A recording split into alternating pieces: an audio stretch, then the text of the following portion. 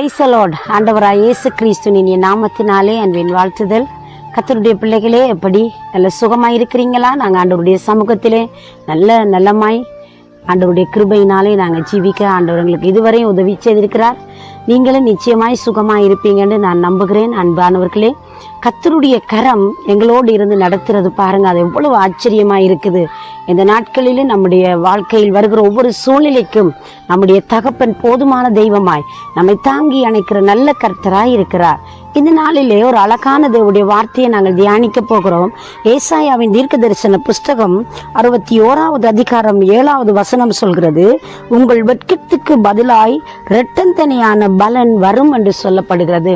எங்களுடைய வெட்கத்துக்கு பதிலாக இரட்டந்தனையான பலனை கொடுத்து நம்மளை ஆசீர்வதிக்கிற நம்முடைய ஆண்டவர் நம்மோடு கூட இருக்கிறார்.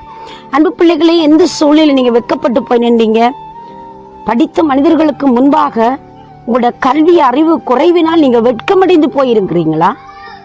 சில வேளையிலே அந்தஸ்திலே உயர்ந்தவர்கள், மிகவும் செல்வந்தர்களுக்கு முன்பதாக நீங்கள் ஒன்றும் இல்லாத நபரை போல ஒருவேளை நீங்கள் மனம் சோர்வடைந்து மிகவும் ஏழ்மையாய் நீங்கள் ஒரு தாழ்த்தப்பட்ட நிலையிலே நின்று கொண்டிருக்கிறீங்களா?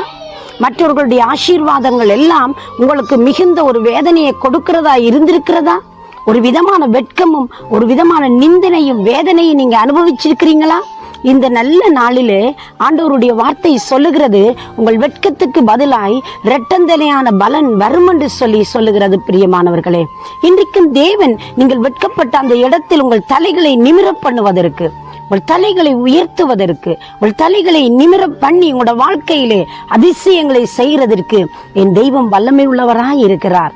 நீங்கள் மிகவும் வேதனையோடு கண்ணீரோடு தனிமையிலே பலவிதமான சூழ்நிலைகளினாலே நீங்கள் அதைரியம் அடைந்து வெட்கமடைந்து சோர்வடைந்து நீங்கள் மிகவும் கண்ணீரின் வழிகளுக்குள்ளே நடந்து கொண்டிருக்கிறீங்களா? தேவனுடைய வார்த்தை இந்த காலை வேளையில் உங்கள் பக்கமாய் கடந்து வருகிறது. உங்கள் வெட்கத்துக்கு பதிலாய் இரட்டந்தனையான பலன் வரும் என்பதாக. இரட்டிப்பான பலன் உண்டு.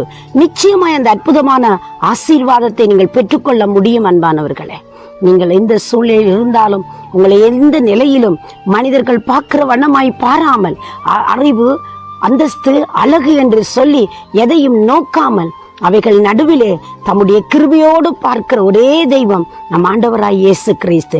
உங்கள் வியாதியோடு வேதனையோடு தனிமையிலே பலவீனம் குறைவுகள் மத்தியிலே நீங்கள் அதைரியப்பட்டு போய் இருக்கலாம்.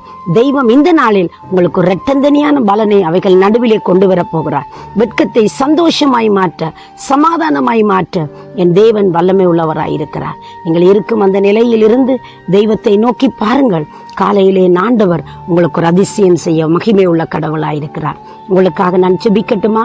பரிசுத்த நிறைந்த நல்ல ஆண்டவரே, இயேசுவின் நாமத்தில் உம்முடைய பிள்ளைகள் தலை குனிந்த ஆண்டவரே, வெட்கமடைந்த அந்த நிலையில் உதவி செய்து மக்களை நீங்கள் கனம் பண்ணும்படி நான் ஜெபிக்கிறேன்.